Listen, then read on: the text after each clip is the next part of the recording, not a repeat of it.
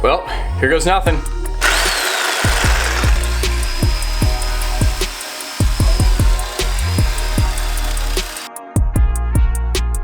Welcome back to the Hawkeye Garage. I am Joe. That's right, today we are cutting up a perfectly good exhaust system on my 4Runner. But when I say perfectly good, of course you all know how I talked about that the muffler on this thing is shot, so it's not actually perfectly good. The tailpipe, I suppose, technically was perfectly good, other than the exhaust smell coming in through the back window, like all these 4Runners are known about. So we are going to cut this resonator off, and we are going to put a 45 kick out on it to see if the sound changes, and we are also going to try and exit that exhaust out to the side so that hopefully it doesn't get sucked back in when the window is down, fumigating us and, more importantly, our dog in the back. So maybe the sound will change. I've read 50-50. I'm fairly certain that the sound's not going to change, but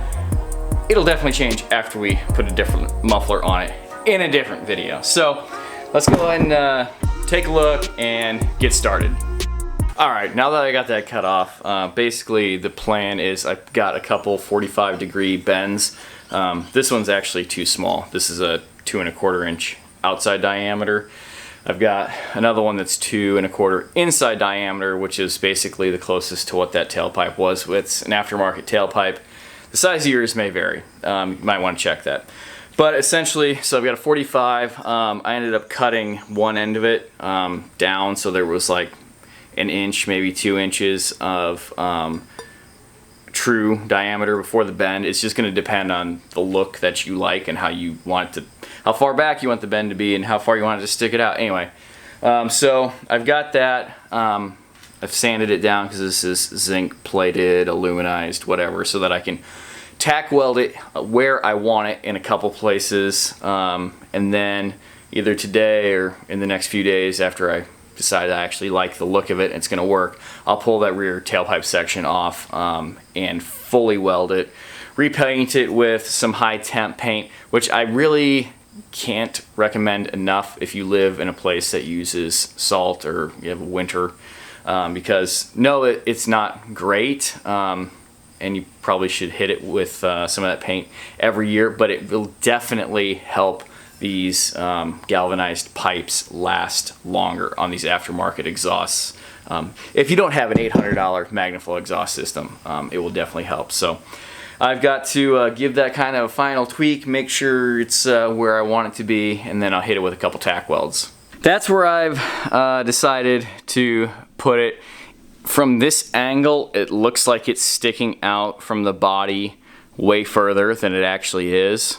But as you can see, it's barely just past the actual body line of the bumper in going into where the mud flap area is. And actually what I'll probably end up doing is get kind of a, so that's 2 1/4 ID pipe, so it's just over that on the outside diameter. I'll probably get like a 2 1/4, 2 1/2 inch tasteful exhaust tip, maybe with a slant cut or a straight cut that's been powder coated black, to put on there just to kind of finish it off, because that paint was gonna wear off as soon as I start throwing gravel up at that road debris. But I like where the look is. The exhaust gases should go out the side. Spoiler alert, it sounds exactly the same without the resonator, but we all kind of already knew that. We'll address the muffler in another video, but that's where we're at there. Next up is to get it all welded, and we need to take it for a drive to see if you can still smell it with the window down.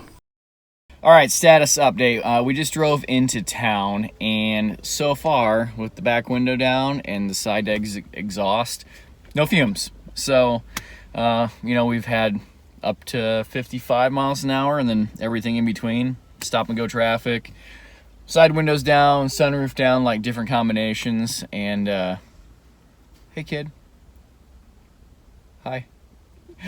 We came in and got some Chick-fil-A for dinner, the dinner of champions. So, but like I said, so far seems to be working. Only time will tell. Who knows? We'll find that magical combination of windows and speed where it'll still suck the fumes inside. But I'm gonna go ahead and say that's kind of a must-do mod for these 4Runners.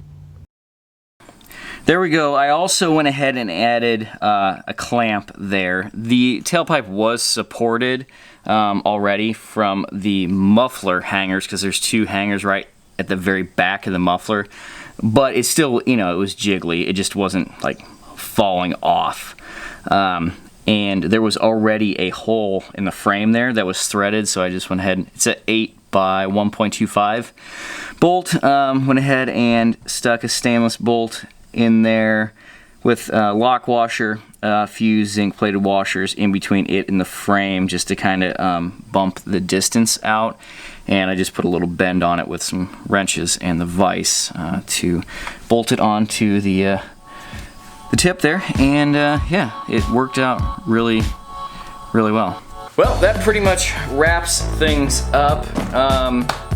Seems to be a pretty popular mod. Even I got some crud in my eye. People that have read or saw in videos that I was going to be doing this have really been wanting to know how it was going to turn out. So now you know.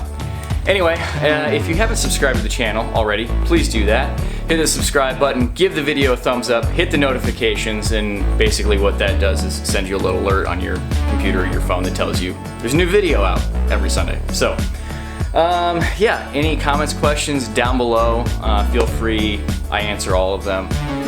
Instagram, Facebook links down below as well. I post over there a lot more often, and more detailed stuff, or you want to, you know, something you don't want to post down in the comments, email me, hawkeyeskunkworks@gmail.com. So until next week's video, which I'm still not sure what it will be, but it will most likely be FJ or 4Runner related.